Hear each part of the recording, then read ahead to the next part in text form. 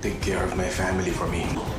You will take care of your family. Makakalabas ka kagad dito. Parin mo ko. Subalit Naalala naman ni Justine ang pangako ng daddy niya na hindi niya hayaang makulong siya, na itatago niya ang lihim nila na si Justine ang nakapatay kay Roland, na siya ang aako sa mga consequence at hindi niya sila idadamay at gagawin niya ang lahat para magbago ang binata dahil na brainwash na siya ni Jaime at namuna ang galit sa puso ng binata, kaya habang may paraan pa ay gusto ni Rafael na maayos ang anak niya.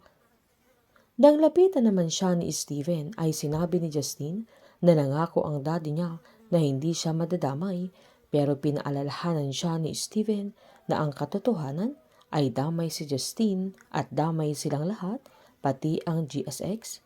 Sabay pinagsabihan niya ang binata na mas mabuting kausapin niya ulit ang daddy niya, na agad namang sinabi ni Justine na sinubukan na niya, pero pinagsabihan siya ni Steven na subukan niya ulit at alamin niya kung ano ang balak ng kanyang daddy.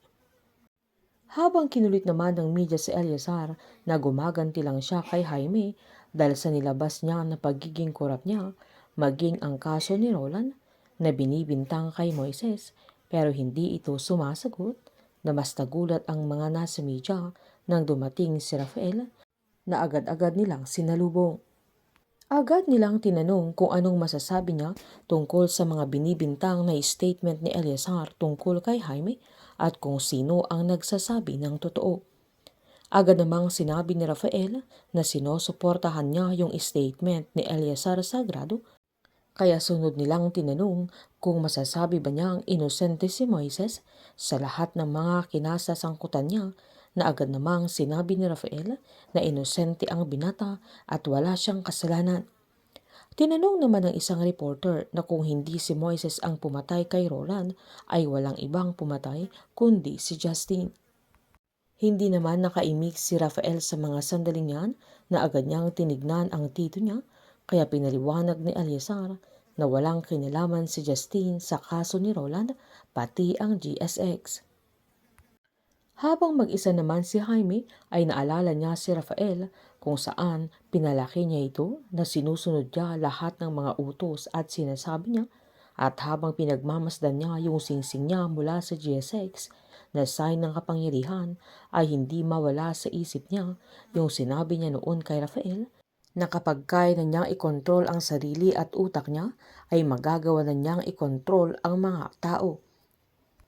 Habang sinamantala din ni Rafael ang sandaling yun para i-announce niya ang kanyang pagbaba sa pwesto bilang Pangulo ng Bansa, at binabalik na niya ang posisyon niya sa totoong nagmamay-ari na walang iba kundi si President Eleazar Sagrado, na kinagulat nila pero pumalakpak din ang mga ito.